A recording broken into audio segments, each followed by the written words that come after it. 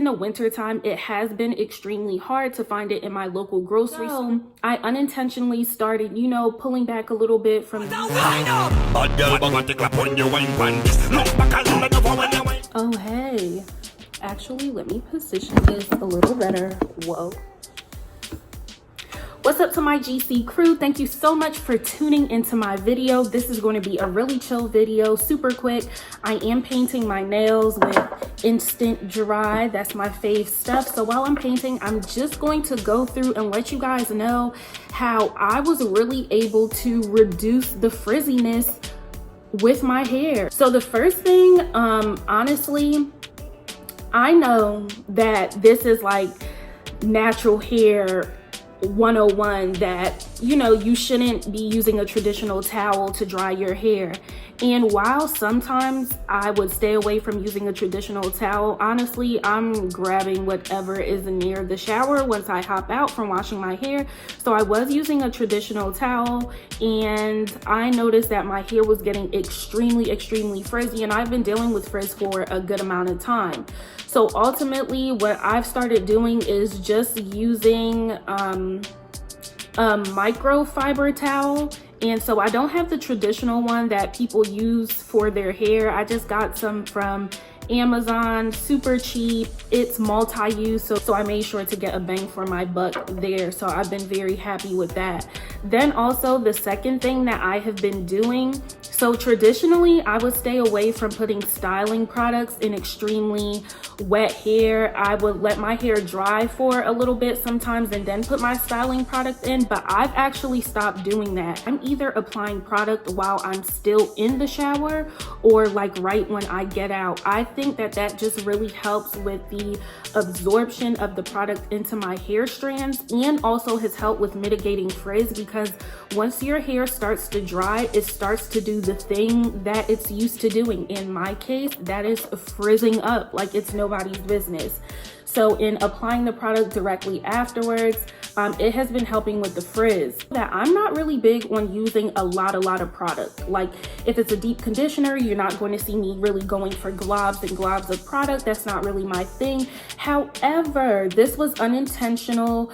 I was like not being, you know, really cautious, really frugal with my product, whatever you want to call it, and I started unintentionally using way more product than I traditionally do, and my hair has responded well to it. So guys, I think I am moving away from being, you know, really light on the hands when it comes to using products.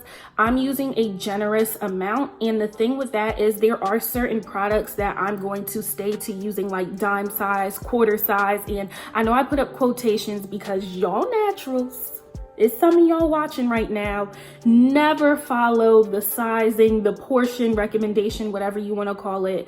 There are certain things, like if I was doing some type of a protein conditioner, I'm not using a whole bunch of product, but when it comes to deep conditioner, I am using more than I traditionally use. It's the same thing with leave-in conditioners, and also the same thing with like certain styling products as well, and that's been working really well for me.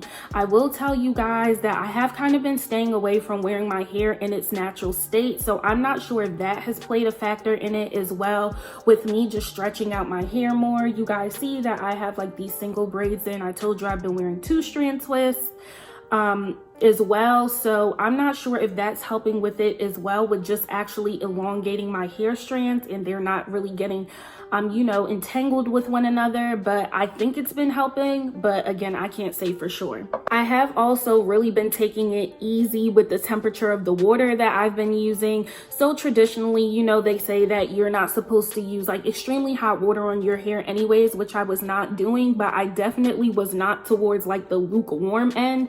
I was on the warmer spectrum of the temperature when it comes to my hair. So I've started dialing that down a bit, and I've noticed that that's been helping with frizz as well. You know, traditionally, even as a low porosity natural, if you are low po watching this, we have to really drench our hair when it comes to you know, shampooing, deep conditioning, all of that other stuff, because our hair cuticles are really tight on the hair strand. So yes, I'm still using the same amount of water on my hair, but I've just dialed back the temperature a bit. My hair cuticles are still opening, they're still able to receive moisture, but the heat on my hair was causing unnecessary frizz. It's crazy how sometimes, you know, things happen unintentionally, but they have a positive effect, and that's really what has happened with my frizziness situation. So in the colder months, I'm not sure when aloe vera leaf is really considered to be in season, but just in the winter time, it has been extremely hard to find it in my local grocery store. Sometimes they have it, other times they don't.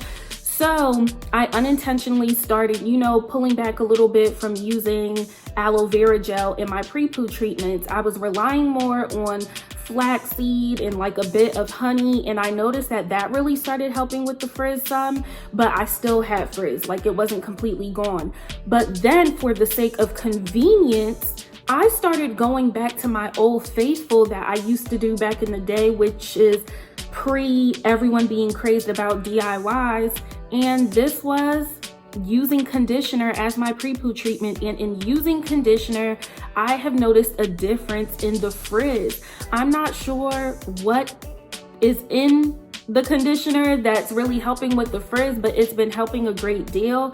And then on the other end, sometimes when I have a DIY left behind from like a deep conditioner that I've made, going into the next week, I'll use the balance as my pre-poo, and that has also helped with the frizz. But I will say that it works way better when I'm using like a store-bought conditioner, but the DIYs that I make for myself, they've worked well for pre-poo treatments as well.